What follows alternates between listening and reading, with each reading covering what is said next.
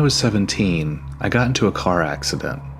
It should have been the most terrifying thing that has ever happened to me, but it wasn't. It was a snowy night, and the roads were slick with ice. I wasn't speeding, but it didn't matter. One moment I was driving down a back road near my house. The next I felt the tires slip, and the car losing traction. My hands jerked the wheel, but it was useless. The world spun, headlights illuminated the snow-covered trees for a brief second before I slammed into it. I don't remember the crash itself, just the sensation of weightlessness before everything went black. The next thing I knew, I was waking up in a hospital bed. The lights were too bright, my body ached like it had been run over, and my head throbbed so hard I thought it might split open.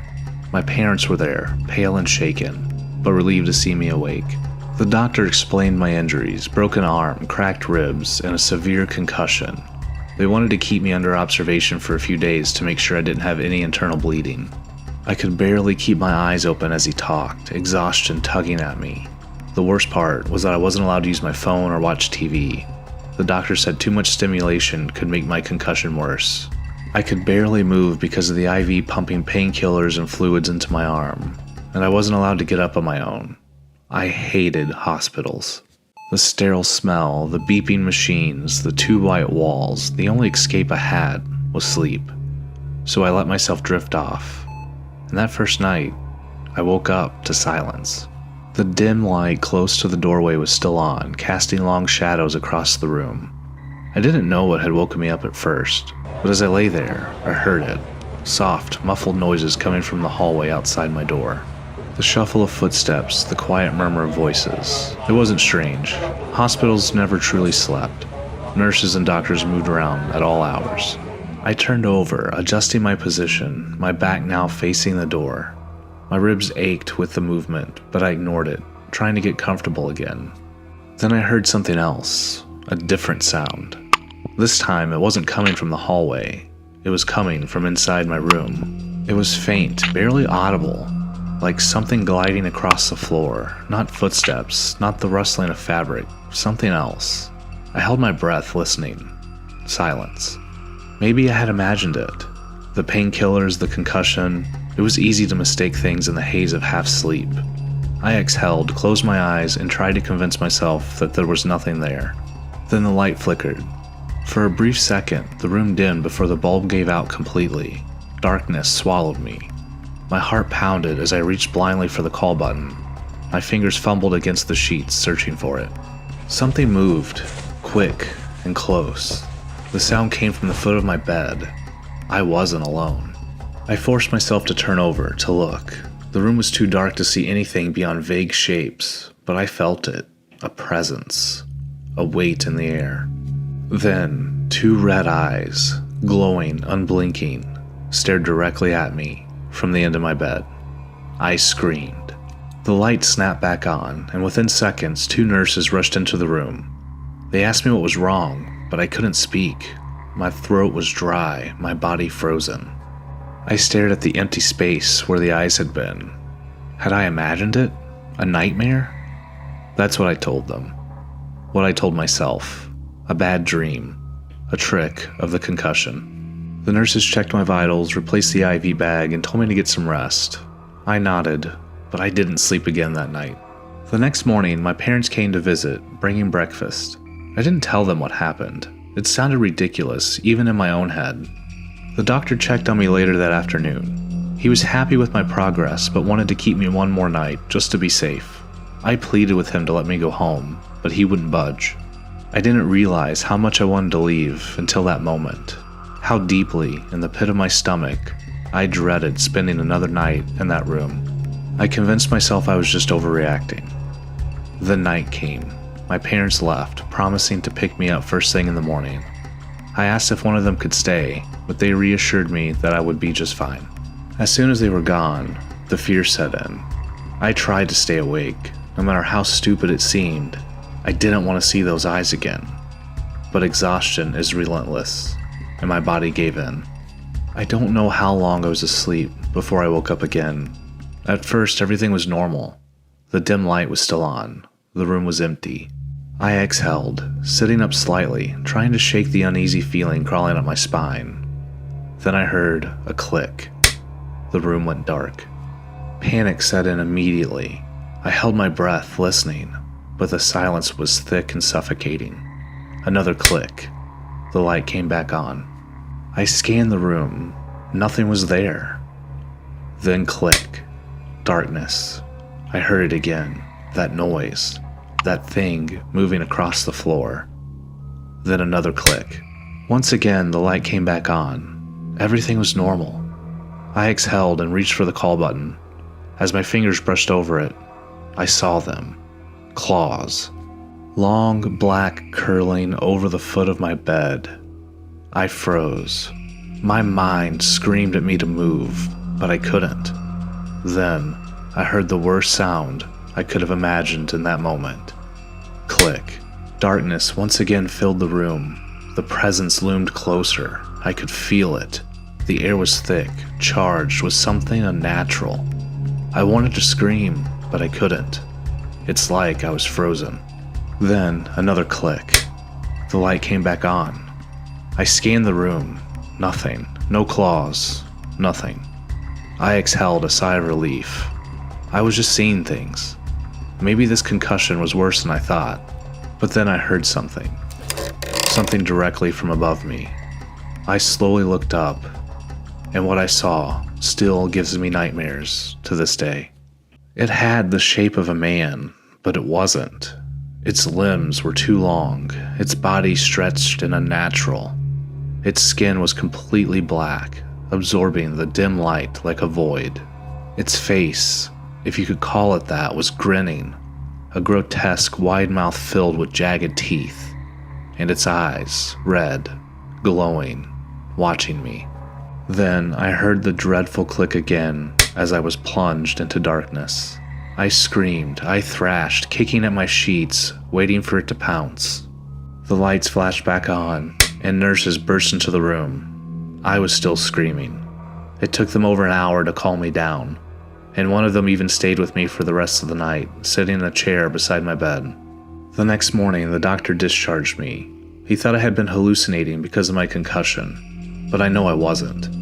Even now, all of these years later, I remember that thing was real, and sometimes when I close my eyes at night, I can still hear the click, and I wonder if it's still watching me.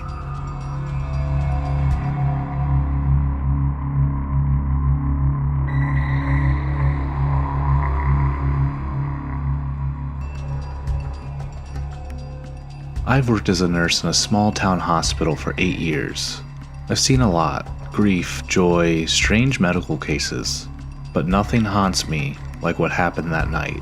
I still catch myself thinking about it, trying to convince myself it was just a dream, a fabrication of an overtired mind. But deep down, I know it wasn't. It was real. It was a slow night, the kind where the quiet feels unnatural, like the calm before a storm. Just before midnight, we got word that an ambulance was bringing in an unconscious young man. No injuries, no medical history, just collapsed and never woke up. There weren't many of us on shift. A coworker and I met the paramedics at the entrance as they wheeled him in. The man looked peaceful, like he was simply sleeping. His breathing was normal, his pulse steady. We got him into a room and I started routine checks while my coworker went to fetch the doctor. There was nothing out of the ordinary at first, no visible trauma, no fever, nothing. But as I lifted his arm to check for any hidden injuries, I saw it. A black mark just beneath his arm. At first I thought it was a weird bruise, but when I pulled up his sleeve, my stomach twisted. His veins were black. Thick dark lines ran from under his skin, crawling from his shoulder down towards his chest. It didn't look like bruising. It looked unnatural, like something was spreading beneath the surface. I grabbed a pair of scissors and carefully cut his shirt away, and that's when I saw it. A circular black mass just below the front of his shoulder blade, pulsating faintly. From it, those inky veins snaked outwards like tendrils, sinking into his body. It wasn't a rash, it wasn't an infection, it was something else. Then the doctor entered the room. He stopped mid-step, his eyes locking onto the thing on the man's chest. For a second, he didn't move. Then forcing himself forward, he walked across to the other side of the table. He stared at the black mass. He didn't have to say anything for me to know that he had no idea what he was looking at. He grabbed a pair of forceps and pointed at the mass. He told me to look closely. I leaned in, and that's when I saw it shift. It wasn't just pulsating, it was moving. I jerked back, my heart hammering. The doctor pressed the forceps against it gently, testing the surface. The moment the metal made contact, the mass twitched, actually twitched as if something beneath the skin had reacted. Then it moved again. A slow, deliberate writhing. Something inside of him was alive. I don't know what disturbed me more, the movement itself or the look on the doctor's eyes.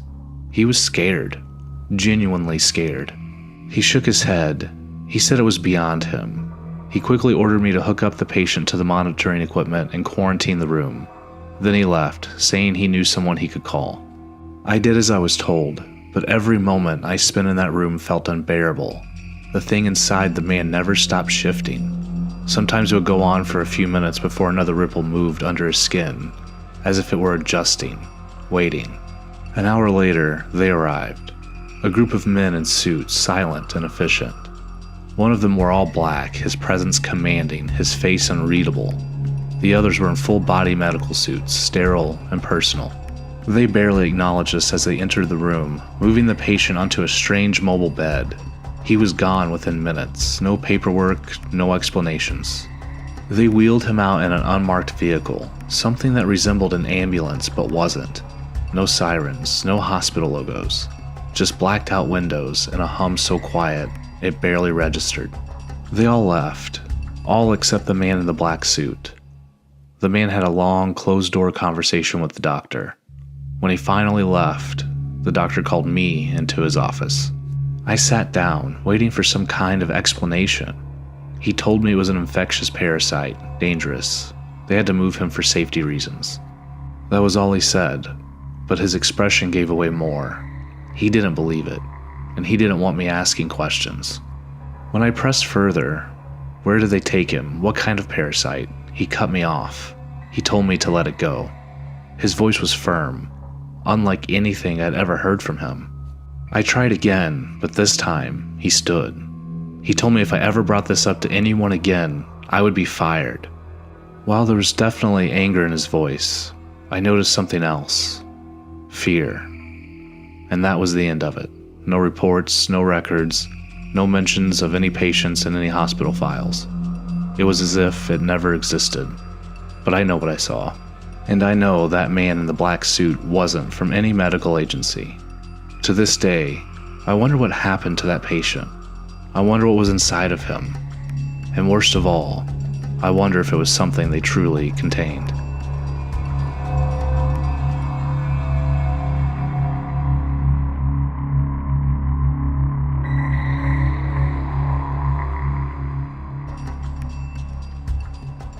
When I started my new job as a night shift nurse at the hospital, I knew it wouldn't be easy. The long, quiet hours, the eerie stillness of the building at night. It wasn't exactly what I had imagined when I first entered nursing school. But I needed the experience, and working nights was just part of the deal. The first week went smoothly, and since I was still new, I spent most of my time training under Erin, a seasoned nurse who had been working the night shift for years. She was patient, friendly, and knew the ins and outs of the hospital better than anyone. Our wing was one of the older parts of the hospital. The walls had a faded yellowish tint, and the floors creaked in certain places, betraying the building's age. The overhead lights flickered now and then, and sometimes, when the halls were empty, I swore I could hear whispers echoing from somewhere unseen. But I chalked it up to exhaustion and nerves. One thing that did stand out to me, though, was room 324. Unlike the others, its door remained closed at all times. The bed was always neatly made, but never occupied. I asked Erin about it once. She just shrugged and told me they didn't use that room. No real reason. That's just the way things were. I didn't question it. Not then, at least. By the time my second week rolled around, I was feeling more confident. I was beginning to settle into the rhythm of the night shift, checking vitals, administering medications, restocking supplies, assisting patients when they needed help in the middle of the night. The quiet hours gave me time to go over the charts, monitor fluids, and make notes for the day staff. That night, I clocked in as usual and checked the computer to see which patients were in our wing. As I was skimming through the list, something caught my eye. Room 324 was occupied. My stomach twisted slightly. I knew for a fact that room hadn't been used since I started working here. But there it was, Henry Foster, 72 years old. According to his file, he lived alone and had fallen at home, sustaining minor injuries. The doctor wanted to keep him under observations for a couple days. I shook off my unease and started my rounds. Patients needed their medications, charts had to be updated, and vitals had to be checked. An hour passed, and it was time to check on Henry. I approached room 324, hesitating slightly before opening the door. The dim glow from the bedside lamp was the only source of light, casting long shadows against the wall. Henry was awake. He sat up in bed, hands resting on a blanket, staring straight ahead at the far wall. He didn't move, didn't blink, didn't even acknowledge my presence when I walked in. I introduced myself and told him I'd be taking care of him that night. Nothing, no reaction. I moved closer, pulling up a chair beside his bed, and gently asked if he needed anything. Finally, his gaze shifted to me. His eyes were pale and cloudy, the kind you see in patients who have lived long enough to carry the weight of too many years. After a long pause, he said he would like some water. I got up, filled a cup from the sink, and handed it to him. He took a sip, set it down, and then he asked me where Nora was. I scanned his chart again in my mind. There had been no mention of a Nora. I asked him who she was, and he told me she was his wife. I told him I wasn't sure where she was, but I'd be happy to call her in the morning to let her know that he was asking about her. He nodded, but went right back to staring at the wall. The whole interaction left me unsettled, but I chalked it up to fatigue. Some older patients experienced confusion, especially at night. I stepped out of the room, returning to my duties, administering medications, adjusting IVs, checking vitals. I ran into Aaron briefly, but we were too busy to talk much. The night dragged on, and before I knew it, it was time to check on Henry again. I approached room 324 once more, pushing open the door quietly, expecting to find Henry asleep. He wasn't in bed. He stood by the window, staring out into the night. The light from the lamp barely reached him, casting his figure in a strange, elongated shadow across the floor. I stepped closer and asked if he was okay. He didn't turn at first. Then, slowly, he shifted his head towards me, his expression blank. He then said he was waiting for Nora. Something about the way he said it made my skin crawl. I swallowed my unease and told him I promised to call Nora in the morning, but for now he needed to rest. He didn't move. I reached out, placing a gentle hand on his shoulder, trying to guide him back to bed. But when I did, he didn't budge. His body was rigid, almost unnaturally stiff. I gave another gentle nudge, and that's when his demeanor changed. His head snapped towards me, his eyes suddenly sharp and filled with something that hadn't been there before. His voice, once quiet and soft, rose into an angry growl as he demanded to know where Nora was. A cold dread settled over me. I tried to de-escalate, telling him that she was on her way, but I barely got the words out before he was in front of me, in a blink. It was almost impossibly fast. Suddenly, I realized that I couldn't breathe. Not like out of fear, like actually unable to breathe. A crushing pressure wrapped around my throat, though nothing was touching me. Panic surged through me as I struggled to inhale, my vision darkening around the edges. Henry's face twisted into something unrecognizable, something not human. The last thing I heard before everything went black was his voice, over and over, demanding to know what I had done to Nora. The next thing I knew, Erin was shaking me, her face pale with concern. A rush of adrenaline hit me and I shot up, gasping for air. Henry was gone. The room was empty. Erin pulled me out into the hallway, away from room 324. I tried to explain what had happened, but before I could, Erin cut me off with a question that made my blood run cold. She asked me if I saw Henry. I nodded, my heart still hammering in my chest. I asked her where he was. Erin took a deep breath before saying something I will never forget. She told me Henry isn't real. I stared at her in disbelief. She told me that room 324 had been abandoned for a reason. Over the years, multiple staff members had reported seeing an old man named Henry inside the room. always asking for his wife, Nora. The stories varied, but they all shared the same eerie thread. Henry wasn't a patient. Henry had never been a patient. I ran to the files. There was no record of Henry Foster. I logged into the computer. Room 324 had never been occupied. It was impossible. I had seen him, spoken to him, felt him. For the next 6 months, I stayed at the hospital, but I never set foot in room 324 again. And I never saw Henry either. But even now, I wonder, was he just a lost soul lingering in a place that he had once been? Or was there something much darker waiting inside room 324?